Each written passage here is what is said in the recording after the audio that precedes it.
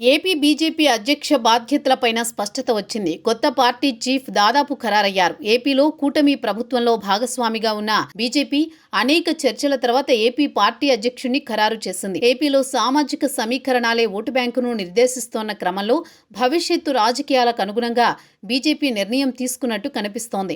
Machine 2029 లక్ష్యంగా కొత్త అధ్యక్షుడి ఎంపికపైన కసరత్తు చేసింది.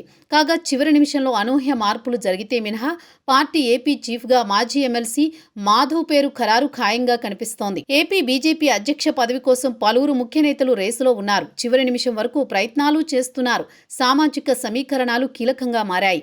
అయితే మోదీ షా ద్వయం ఏపీలో వ్యూహాత్మకంగా వ్యవహరిస్తున్నారు. మిత్రపక్షాలతో కలిసి ప్రభుత్వంలో ఉండడం, భవిష్యత్తు రాజకీయాలకు అనుగుణంగా అధ్యక్షుడిపైన నిర్ణయం తీసుకున్నట్లు తెలుస్తోంది. దాదాపు 10 మంది వరకు ఆశావహులు పార్టీ అధ్యక్షుడి పదవి కోసం పోటీలో ఉన్నారు. అయితే బీజేపీ నాయకత్వం మాత్రం భవిష్యత్తు వ్యూహాలకు అనుగుణంగా ఎంపిక చేసింది. బీసీ వర్గానికి బీజేపీ తెలుగు రాష్ట్రాల్లో ప్రాధాన్యత ఇస్తోంది. అయితే ఇప్పటికే రాయలసీమకు చెందిన బీసీ నేత సత్యకుమార్కు మంత్రిని చేశారు. 2 రాజ్యసభ సీట్లు కూడా బీసీలకే ఇచ్చారు.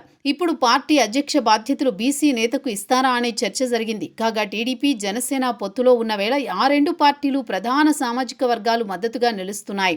తెలంగాణలో గత ఎన్నికల సమయంలో బీజేపీ బీసీ సీఎం నినాదంతో ముందుకు వెళ్లడం కలిసి వచ్చింది. ఏపీలోనూ బీసీ ఓటింగ్ కీలకంగా మారుతోంది. దీంతో బీజేపీ ముందస్తుగానే తమ వ్యూహాలు అమలు చేయడంలో భాగంగా బీసీ నేతకు పార్టీ పగ్గాలు ఇవ్వాలని నిర్ణయించినట్టు తెలుస్తోంది.